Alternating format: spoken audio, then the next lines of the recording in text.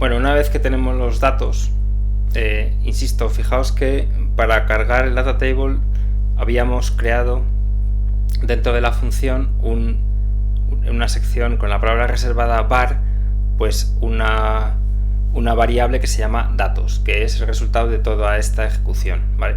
Lo siguiente, tenemos otra variable que se llama opciones, donde podemos poner el título y características del gráfico. Vamos a hacer un gráfico de sectores, entonces le podemos hacer un agujero en el centro, podemos hacer el estilo, el texto, el color del texto de las rodajas de esos sectores, ¿no?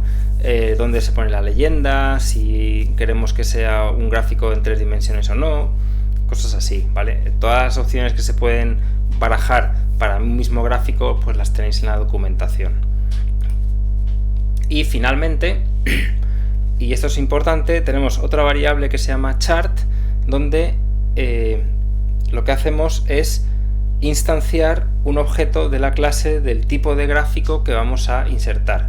¿Vale? En este caso va a ser un gráfico de sectores o de tipo tarta, ¿vale? Entonces tenemos que utilizar Google Visualization PyChart, que es la clase de este tipo de gráficos, y muy importante, como argumento le tenemos que dar el identificador que vamos a utilizar en la página web o en el HTML donde se va a incrustar este gráfico, ¿vale?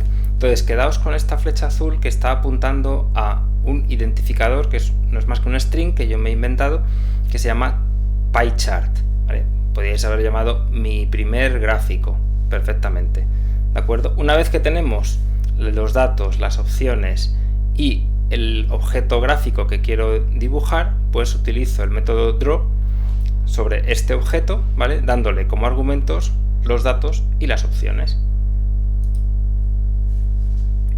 ¿vale? Y finalmente, en mi código voy a necesitar incrustar este gráfico en un HTML, así que necesito ese pequeño HTML que en vuestra práctica no tiene por qué ser tan pequeño, ¿vale? Por tanto, pues un body, un div class, containers fluid, esto, o sea, podría incluso no ponerse, ¿vale? Lo que sí que hace falta es, por ejemplo, este de aquí, div id igual PyChart. Esto es lo que os decía hace un momento. Si aquí habéis puesto PyChart, es porque existirá en el HTML algo que tiene ese identificador, una sección, una división que tiene ese identificador, que tú puedes haberlo llamado mi primer gráfico, ¿vale? Entonces existirá en tu código HTML una división con ese identificador, ¿vale? Y eso es lo que tienes que escribir aquí cuando instancias tu objeto de la clase, en este caso PyChart, ¿vale? Después podéis poner más estilos o más cosas sobre esta división, ¿vale? Y como resultado, pues lo que vamos a tener es un fichero PHP que debe estar alojado en el servidor, ¿vale? Entonces os recuerdo que para que podáis servir recursos en un servidor Apache, si este servidor pertenece a SAMP, lo que vamos a tener es que acudir a ver, lo puedo abrir aquí. Abrimos el explorador de archivos, vamos a disco local C, buscamos la carpeta XAMPP, SAMP, aquí, en C, ¿vale? Estoy hablando, este C es el de MyApps, que quede claro, ¿vale? Dentro de C2.SAMP estará la carpeta htdocs, y dentro de htdocs tendréis que crear una carpeta nueva. Por ejemplo, yo la he creado con nombre sp15, ¿vale? Y dentro deberíais meter vuestro fichero PHP. Veis que yo tengo aquí los descomprimido el zip que podéis encontrar en el aula virtual: datos pago txt, PyChart 2019, PyChart 2020 y PyChart CSV 2020, ¿vale? Con esto ya podríais ejecutarlo. Entonces, si seguís las instrucciones de Chema, vais a poder ejecutar este de aquí, ejemplo 00-PyChart-2019.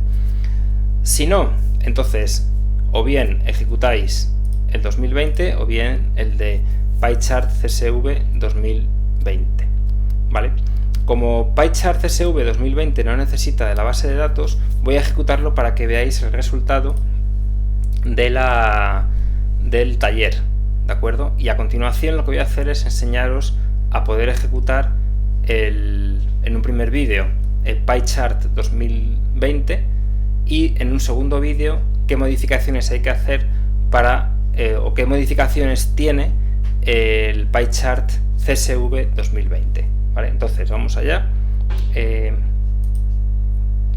Voy a ejecutar CSV, como os digo, para que veáis cuál sería el resultado de mi gráfico. Perdón. A ver, me quiero asegurar de que es correcto. Voy a pausar esto un momento. Vale, perdón, es que no había refrescado la ventana. Vale, pues este es el resultado. Veis que los gráficos son bastante interactivos, porque no solamente te muestra un gráfico de sectores, sino que también, pues cuando acercas el ratón, interactúa con él. ¿Vale? Bueno, pues lo dicho, vamos a ver cómo podemos ejecutar esto mismo, qué modificaciones hay que hacer para utilizar MySQL Workbench, es decir, para seguir la configuración de este año.